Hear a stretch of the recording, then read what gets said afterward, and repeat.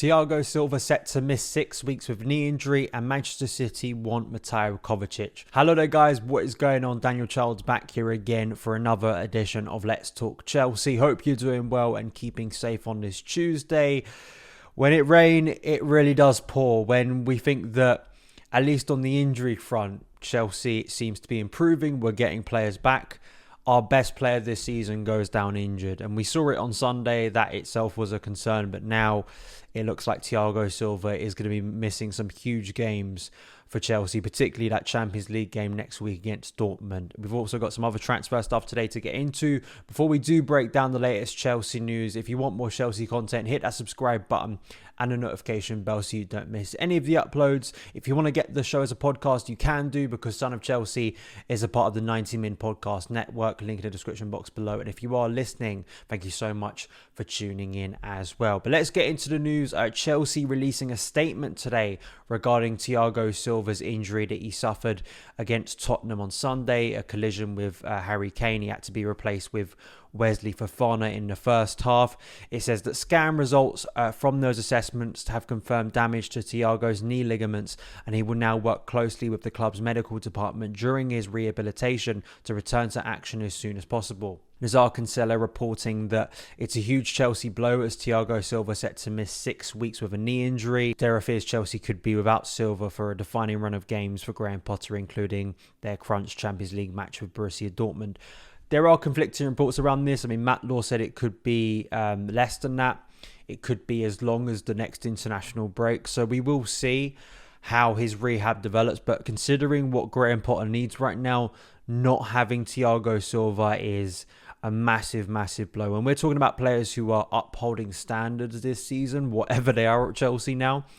Silva is one of those. Silva is, and one of the few, Silva is, for me, head and shoulders the best Chelsea player this season. He's been the only player that's come close to performances that you'd expect, from the maturity, from the sense of leadership, from just moments within games that have been important for Chelsea, who defensively haven't been woeful this season, comparatively when you actually look at where we are on the table.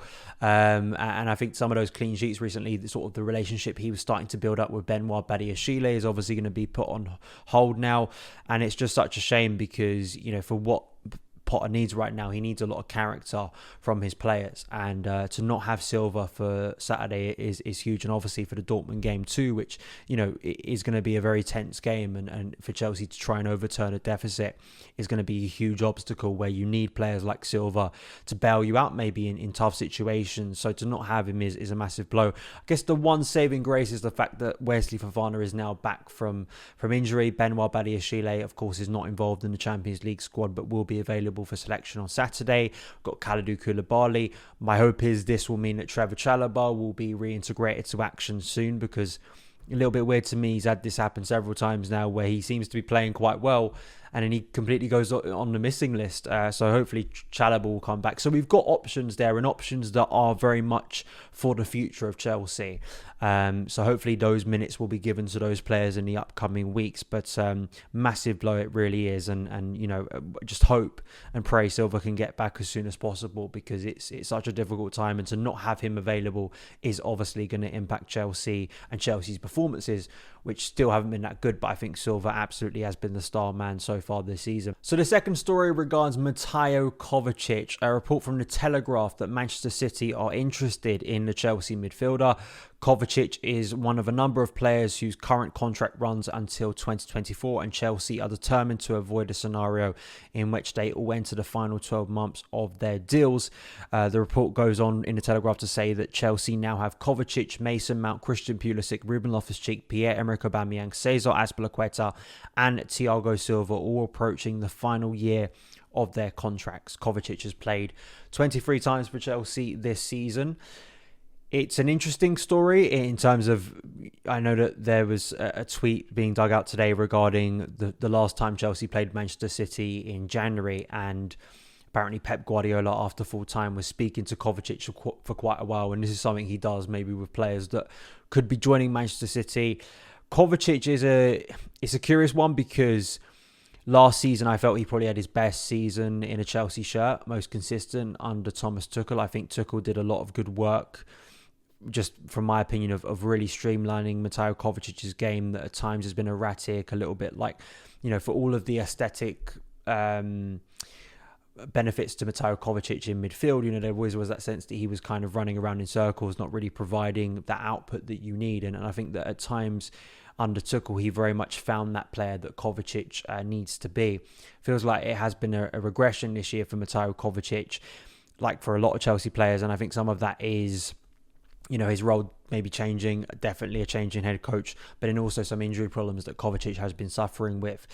But I feel like with Kovacic, it may be the time to part ways with him if Chelsea are going to continue to invest in central midfield. But there are several players in that area whose contract situation is a little bit uncertain. Of course, we've sold Jorginho now. N'Golo Kante, it's expected he is going to sign a new contract, but how fit is he going to be during the next few seasons? We'll see how that works out. Of course, we've invested a lot in Enzo Fernandez. We've got younger players like Carney Chukwuemeka, Conor Gallagher, and Andre Santos on longer deals. So, in terms of, there are players there for the future and potential ones Chelsea could try and sign in the summer that would very much replace Mateo Kovacic. But I'm not as against selling Kovacic if, Chelsea are going to try and move and refresh this area of the pitch.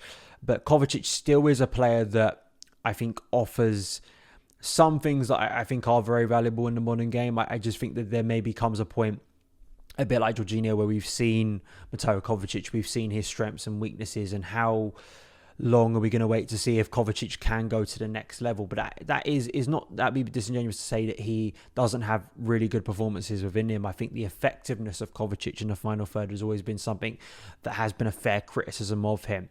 And I also think that in this case, once again, if you've got that number of players moving into a situation where they're going into the final 12 months of their deals, if you can get a good fee for him like they did with Jorginho, I think it's probably smart to take it if, say, Kovacic, the player himself, would like to move away from Chelsea, and then you can reinvest that money. But it's a complex issue because I know Kovacic has many fans and he has people who I think would still like to see him stay at Chelsea, at least for next season.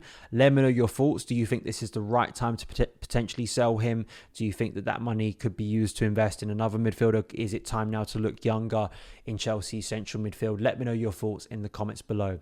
But that is it for this edition of Let's Talk Chelsea. Thank you guys so much for taking the time to watch it. If you did enjoy it, hit that subscribe button and the notification bell so you don't miss any of the uploads. Follow me on Twitter at SonOfChelsea, and I will see you again very soon. All the best.